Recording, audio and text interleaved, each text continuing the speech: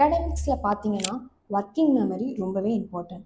Because ஒரு இன்ஃபர்மேஷனை understand பண்ணிக்கிறதுலையும் அந்த இன்ஃபர்மேஷனை நம்ம ஞாபகம் வச்சுக்கிறதுலையும் ஒரு சைல்டுக்கு ஒர்க்கிங் மெமரி ரொம்பவே இம்பார்ட்டன்ட்.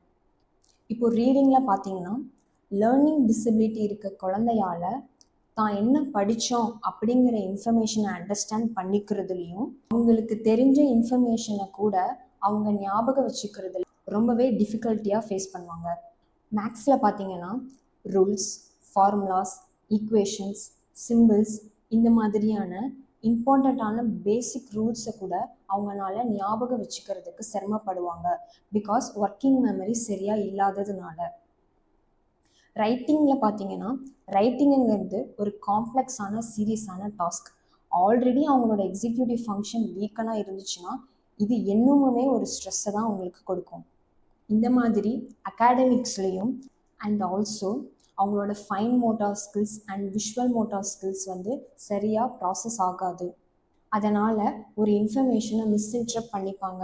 அதுக்கப்புறம் forget day before informations and ஒரு டைரக்ஷன்ஸ் அண்டர்ஸ்டாண்ட் பண்ணிக்கிறதுலையோ இல்லை ஒரு லைன் மேலே நம்ம ரைட் பண்ணணுங்கிறதையோ இல்லை ஒரு லைனுக்குள்ளே நம்ம ரைட் பண்ணணுங்கிறதையோ அவங்க அண்டர்ஸ்டாண்ட் பண்ணிக்கிறதுல ரொம்பவே ட்ரபிளாக ஃபேஸ் பண்ணுவாங்க.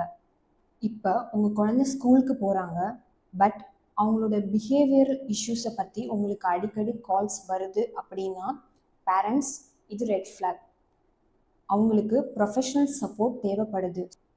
ஈவன் தோ ஏடிஹெச்டி இருக்க குழந்தைங்களுக்கு லேர்னிங் கோஆர்டினேஷன்லேயும் டாலரன்ஸ்லேயும் இவ்வளோ டிஃபிகல்ட்டி ஃபேஸ் பண்ணாலுமே கூட பேரண்ட்ஸ்க்கான பாசிட்டிவ் நோட் என்னென்னா இதை நம்ம எவ்வளோ ஏர்லியராக அவங்கள ஐடென்டிஃபை பண்ணி அவங்களுக்கான ஒரு தெரப்பி கொடுத்து அவங்கள ரெகுலேட் பண்ணிட்டோம்னா அவங்களோட அகாடமிக்ஸில் ஸ்ட்ரகிள்ஸ் இல்லாமல் அவங்களோட டெய்லி லிவிங் இன்னுமுமே பெட்டராக இருக்கும்.